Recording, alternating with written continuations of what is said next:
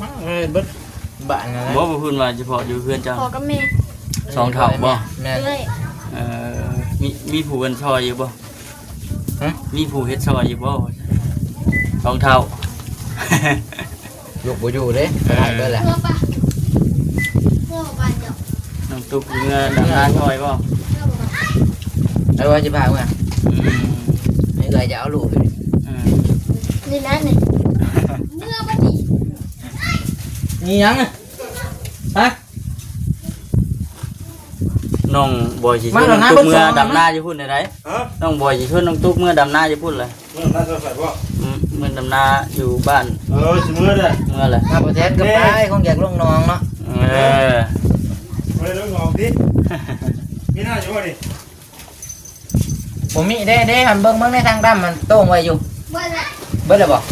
เบิดแล้วกับนี่มาเป่งเอาในทางพันลิตร นา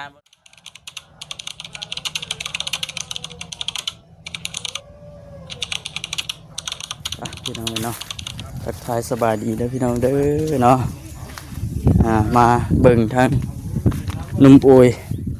ได้ข่าวดีไปสันเด้อเถอะผลึกว่า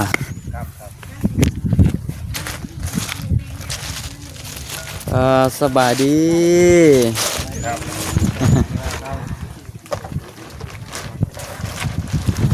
กำลังคุยครับบ่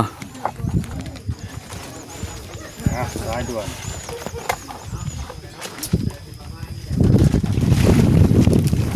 โอ้บาทสายด่วนทุกแม่รีโนกูเนาะเพิ่มไปเลย จักว่าไปหอดใจแล้วจักรีอยู่ไปหอดใจแล้วยุดนี่เนาะเล่ากันมีอย่างแน่บ่ดิเนาะ หลุม ซื้อรีใหม่บ่เนาะ ล่าสะดุดเลยแบบยังก็รีวิวไปหอดใจเลยโฮมก็ได้นะ คิดว่าครบแล้วเนาะที่ว่าเราให้ซื้อ แม่ เห็นบ่ ครบเบิดยังเธอบ่ได้มาเฮ็ดให้กินเบิดเท่านั้น ยังอย่างเดียววันนี้ที่ น้องโอเฮ็ดเองก็ได้แล้วว่าเนาะ แล้วให้กินเองบาด ได้เยอะแล้วนู เฮ็ดยังแน่เป็นน่ะให้กินเองแม่กินกับแกง เป็นว่า อ๋อเป็นเบิดเนาะ นึกว่าต้มไข่ สุกน้ำมันมันไม่เป็นบ่ ต้มไข่สิ สุกน้ำมันสุกน้ำมันเห็นบ่เป็น มันน่าสิเป็นเนาะ มันน่าสิเป็น มันบ่ยากนะ สุดเนาะจะเป็น มันบ่ได้ยากนะสุกน้ำมันนะของไม่ มัน ยาก หักสิเป็นเนาะ เป็นนั่นแหละ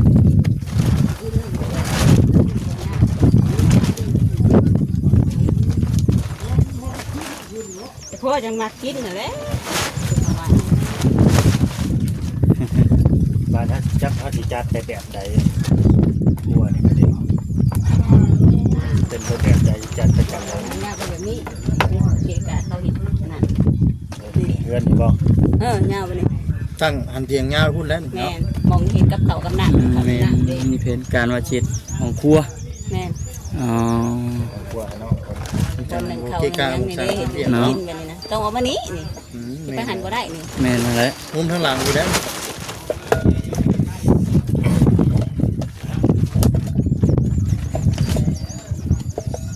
เต็มบัดเนาะโอ้ซ้ำ ทั้งในล่างก่อนเด้อล่างแล้วก่อนวันมันแห้ง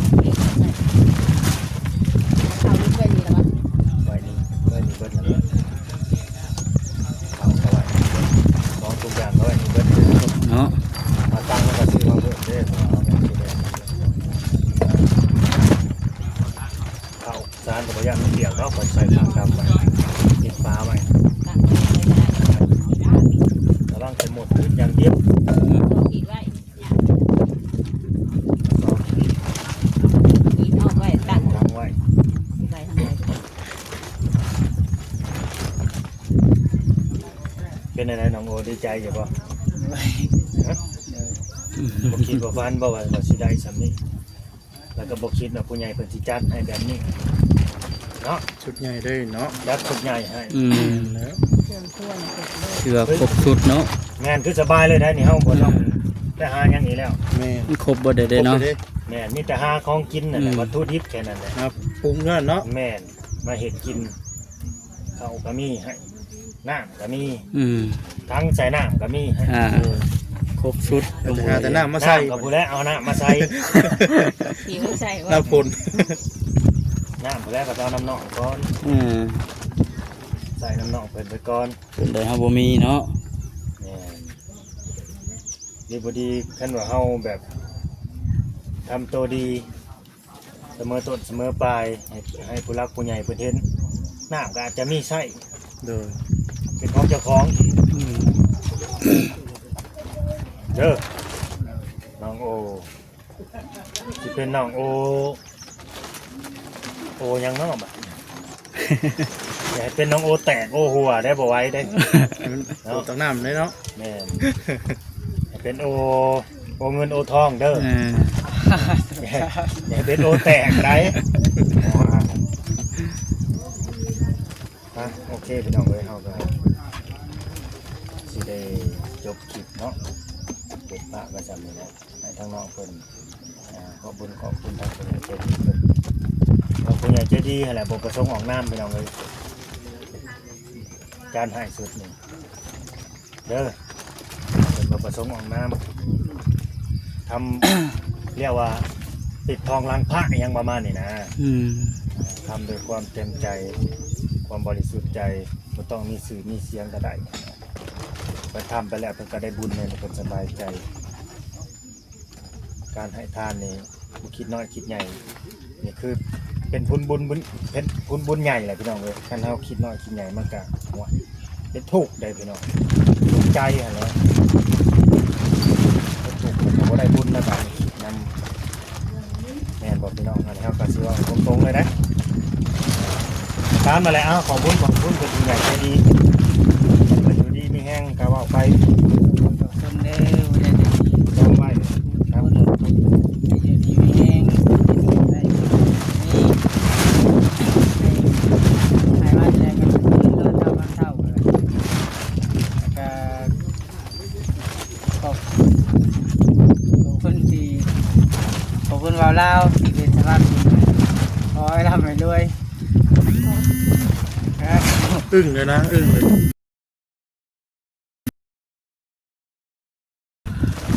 ให้หัวเบิดไว้ เป็นเลยแบบ เนาะดีใจคักนะเบิ่งนี่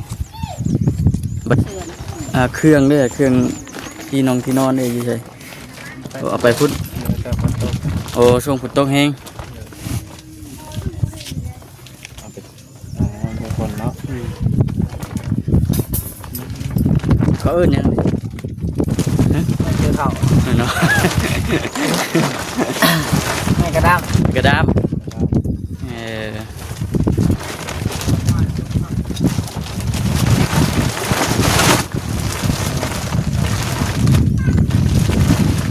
จะว่ากระต๊อบเพิ่นนี่สิเป็นการเฮ็ดใหม่บ่ซะ ว่าสิเฮ็ดใหม่ เออ ยังการว่าสิเฮ็ดใหม่ สิเฮ็ดการทรงไว้ใหม่ได้ป่ะแต่ว่าเอามันมาต่างมุ้งคือเก่าเนาะ เป็นว่าเป็นว่าสังกะสี บ่สีบ่ สี ทั้งเรื่องเนาะเป็นว่าบ่ ตั้งแต่สีแล้วก็เอาผ้านี่ออกเลย มันสีทำนองนั้นแหล้วเนาะ สี มารุ่นเบิ่งเป็น หนุ่มโอลุยคือเก่าอีก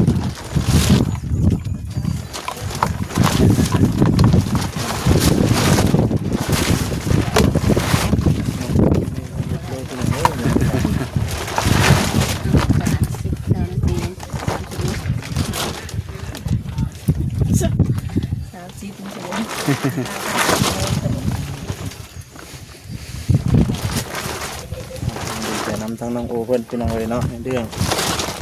สิ่งของมันนี่เนาะคือว่าเต็มเลยเด็กจังได้น้องโอแมลงนี่หนึ่งเข่าบ่คือหนึ่งเองว่าแมลงนี่ 1 ปีนะ ถึงมาเข่าไว้ก่อนไหน มันก็เกียมแล้วแหล้วนี่อันก่อนสิถอกข้าวสารใส่ก็ล้างก่อนแล้วเนาะ ล่างทาง มันจะมีกลินสีกลินคิว หลานมาจักกันป้าบ่เนี่ย โอ้ชนิดหมักใหม่ก็กินได้ทุกชนิด มาหยัง ได้6 เดือนนะนี่ น้องบอย ฮะ มาหยังน่ะ เอาเบิ่งแบบว่าให้กินตัวใดกำลังตัวใดดี แม่นบ่ แม่น มาเบิ่งดูมาเบิ่งน้ำดู ห้ามสูบยากินเหล้ากินเบียร์ ที่ผัวหายผัว อืม หามตัวน่ะ ห้ามจมอีกน้องแต่ แล้ว เออมีอยู่ได้นะมันน่ะ เราก็มีนี่ ห้ามจมพัวอีก ยั บ่ งไงดิ เฮ็ดบัดนี้น้องแต่ โอ้เดี๋ยวจังอยู่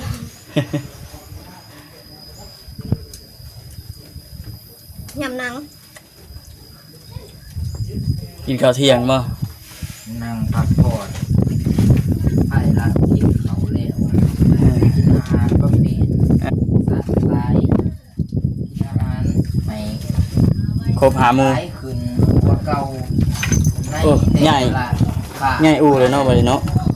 กินอาหารหลายอย่างที่เจ้ามีกินยาทาย อืม กินยาทายเห็นแหละอาชีพ น้องแต่ต้องเฮ็ดตามคำมันหมอเพิ่นแนะนำจะได้บ่ เสร็จได้ไหมหอยดาว บ่ได้บ่ให้จมบ่ถึงขันด่านะ นั่นเนี่ย บ่ให้จม หอยจมนี่แล้ว แสดงว่าแต่ละมื้อนี่จนมันเป็นชีวิตประจำวันนี่เลยติ แม่ในเวลาเห็ดหนังปั้นในสวน บ่โยกกันนะพี่น้องพี่น้อง โอ้ยบริยอมได้บ่ลีได้ บ่ดีบ่แท้บ่จริงเลย ลงลงถึงมาย่าง อันนั้นแหละอันนั้นแหละ เดี๋ยวแล้วพอแล้วอ่านยังหลายเนาะ อ่านห อ่าน น่อย เบิดบ่แห้งค่อยเข้าใจเบิดเลย อ่านหน่อยๆเข้าใจละลายบ่ แม่นแล้ว อืม ปลูกเสืองไว้ได้ เราถูกหายนะลูกก็งะนะ ให้ยังให้เจ้าเนี่ยทำจบเจ้าลูกมันจะเป็นเจ้า เอาเพิ่นว่าหามจมนี่จังสิฝืนจมอีกเนาะ มึงดีให้นะจมตี้ให้ผมจมเนี่ยเนาะว่ะ กินข้าวกับยังเด้อมาแล้วนี่ ก็เที่ยงมาพักก็เที่ยงมา กินในข้าวเช้า กินเลย ข้าวเที่ยง เนาะ กินขวดซี่ บ่เจอแล้ว ตังค่ะ เราอันเลิกงานจังมุ่งจะได้งานแล้วบ่ แล้วนอนพุ่นได้ เราเฮ็ดงานหยังก็ เราบ่ได้มาแล้ว ยาคายหยา ฮะ ยาคายหยา ฉีดยาฆ่าหญ้าแม่นประจำอยู่พุ่นเลย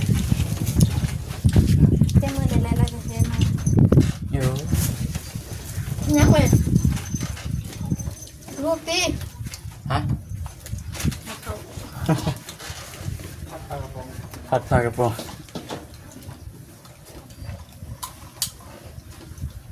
ช่วง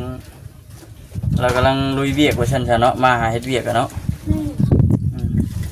เพราะว่า ตัวจีมบ่จะถูกบ่ได้แล้ว เพราะว่าหยัง เพราะว่าเราหวานเลยเขานะ โอ้เขาเลาะเขาอยู่หน้าร้านบ่ นี่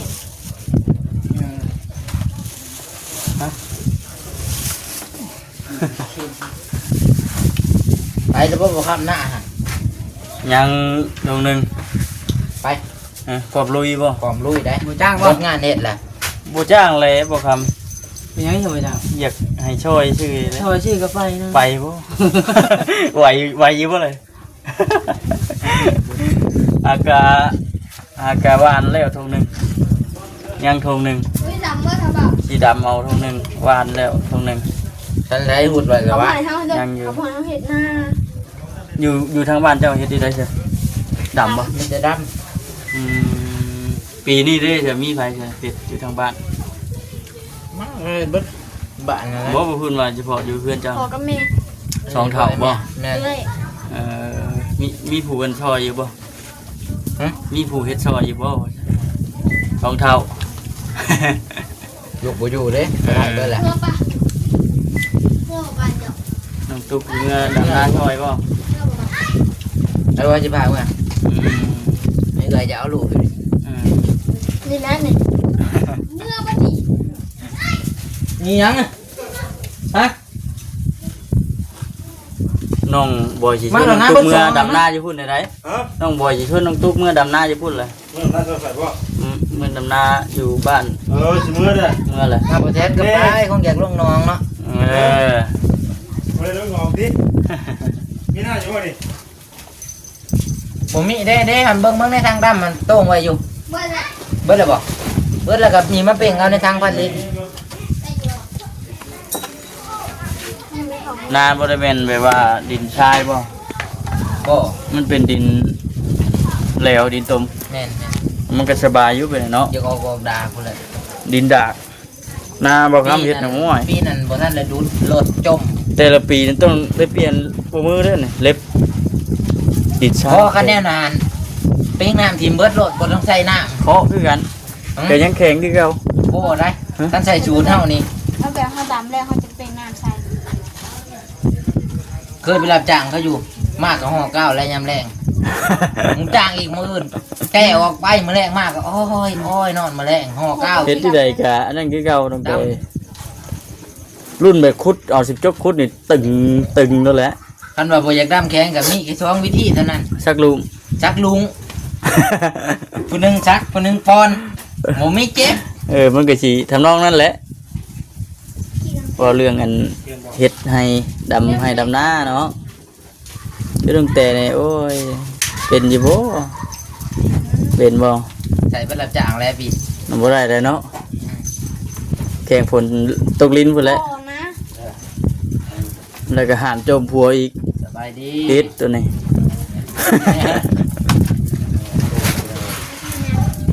มีนางก็หอมก่อนก่อนดูคืออะไรเนาะผมว่าได้กินข้าว เฮ็ดหยังน้องบอยเฮ็ดหยัง ชื่นใจ ตั้งแต่นี่น่ะเป็นยังน่ะ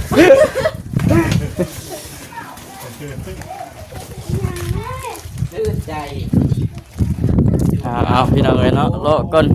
สิกลับว่าซั่น มาเด้เขาจะต้องกินแต่ว่า เอ้ามันหมอมันบอกว่า มันได้มาแนะนำได้นี่มอยไก่6 เดือนเด้ หามโจมผัวอีกว่าซั่นว่าหนุ่มบอยไปอ่านเมื่อกี้นี่โจมผัวก็ผิดอีก สองมาแล้วห้ามจมหัว โจมผัวก็ผิดอีกได้อ จมเลยก่อน อย่าจมหัว แต่จมบัวอีกคือคอห่ามเนาะ เด็ดทำพันลิตรเด็ดก่อน ว่าในช่วงนี้ เอาพี่ สิ ไปนี่บ่ได้นะ ได้กันมาเป็นเขาได้นี่จะได้จมยากเจ้า ช่วงที่แบบว่าล้างแบบเก่งคัดเนาะ แม่น เก่ แล้ งคัดกับ ว ตัวเองแล้วมาได้กันเนาะ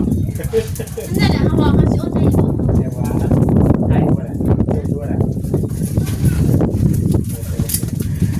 ก็เดี๋ยวก่อนแล้วว่าช่วงนี้เนาะของนาวดิ นี่ให้กิน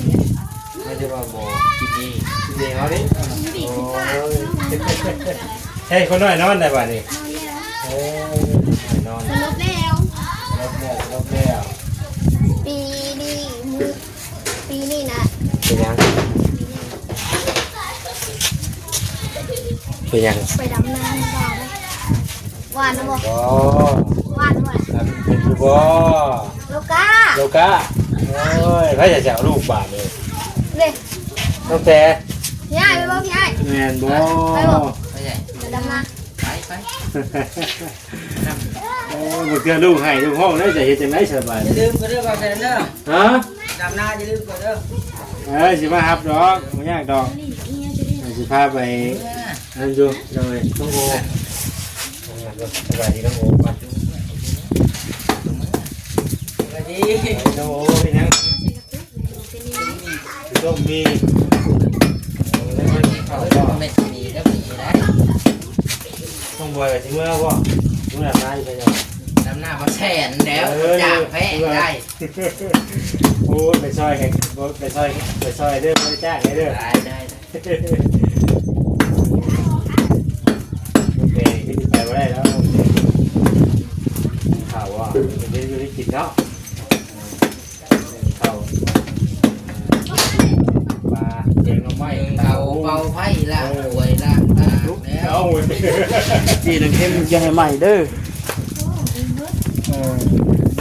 แต่ว่ามันเขาชุดว่า แม่นแล้วพวกเจ้าบ่ดำดิ ว่าไปบัดนี้ดิ ไปที่ไหนเนาะ ไปใช้ ฮะไปใช้ ใช้ บ่ได้แบ่งใดอยู่นี่นะมีมื้อนี้นะฝนบ่ตกเนาะ